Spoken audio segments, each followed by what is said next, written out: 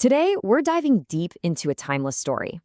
It's about a high-stakes mission, a crisis of belief, and a powerful lesson in how our own point of view can change everything. How it can make a golden opportunity look like an unbeatable obstacle. And really, that's the big question we're going to tackle. This whole story hangs on how two different groups of people can look at the exact same set of facts and come to two completely opposite conclusions. It's all about perspective. So, let's set the stage. The nation of Israel has been wandering in the wilderness for decades, and now they're right on the edge of the land they were promised. The finish line is in sight. But before they make their big move, they need some intel. It's time to send in a recon team. Now, what's really important to get here is that this mission isn't just some smart military strategy Moses came up with.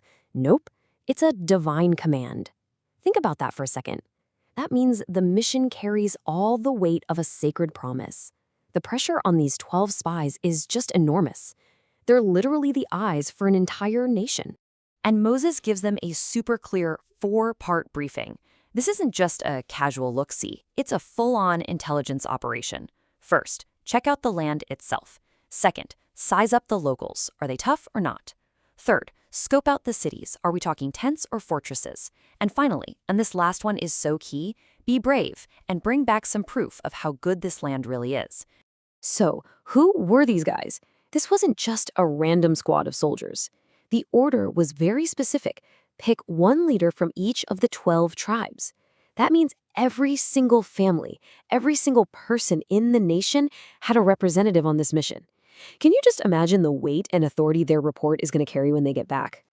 The team had guys like Shemua, Caleb, and O'Shea, who you might know by his other name, Joshua.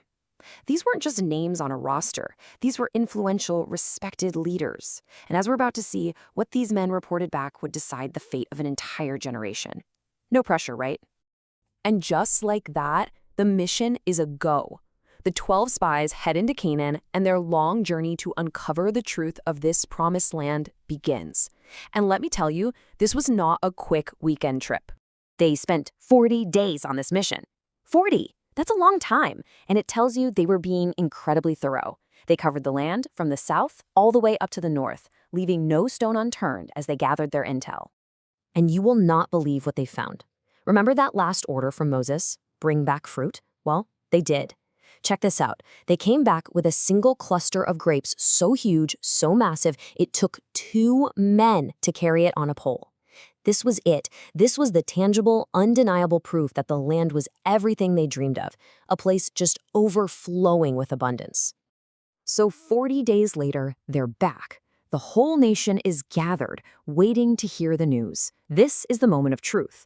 But what should have been a huge celebration, well, it turns into a full-blown crisis because the report they give is completely fractured.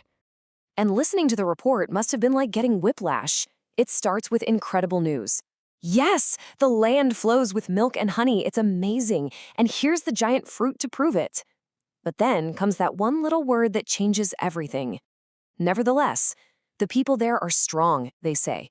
The cities are walled up like fortresses. And on top of all that, we saw giants. As panic starts to ripple through the crowd, one voice cuts right through the fear. It's Caleb. He saw the exact same things as the others, the strong people, the big walls, but his takeaway is 100% different.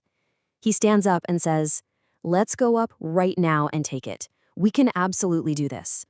His focus is on the promise, not the problem.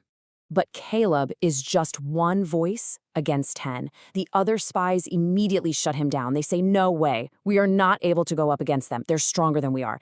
It's a flat-out contradiction. It's a chorus of fear that just completely smothers Caleb's voice of faith. And now the battle lines are drawn. And this is the real heart of the matter. This wasn't a crisis of facts. Everybody agreed on what they saw. It was a crisis of perspective. This is a story about how fear can take an unbelievable opportunity and just warp it, magnifying the obstacles until they seem totally unbeatable. The story actually calls the majority's account an evil report. Now, what's so fascinating about that is that they weren't exactly lying, were they? The people were strong. The cities were walled. The evil part wasn't in the facts. It was in the framing. It was a perspective so laser-focused on the obstacles that it made the promise seem impossible and completely shattered the people's courage. And this right here, this quote is everything. This is what the 10 spies said, and you have to pay attention to the order of what they're saying. They didn't say the giants looked at us and we felt like grasshoppers. No, no, no. They said we were in our own sight as grasshoppers, and so we were in their sight. Their own feeling of being small, their own self-perception, was the filter for their entire reality. They decided they were grasshoppers first, and then they assumed everyone else saw them that way too. And that slingshots us right back to that question we started with. See, this ancient story isn't just about spies and giants in some faraway land. It's a mirror. It shows us how the story we tell ourselves on the inside creates the world we see on the outside.